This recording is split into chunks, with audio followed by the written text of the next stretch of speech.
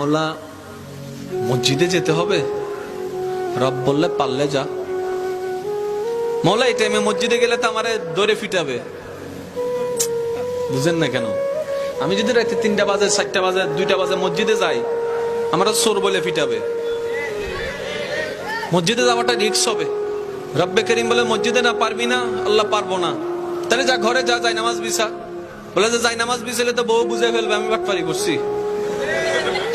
কথা বলেন না কেন?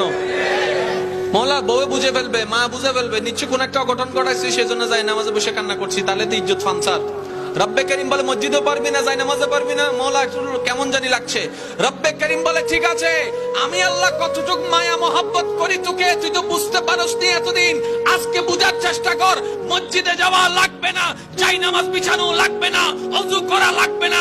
তোর যদি এতই প্রবলেম হয়, জবানটাও খোলা লাগবে না।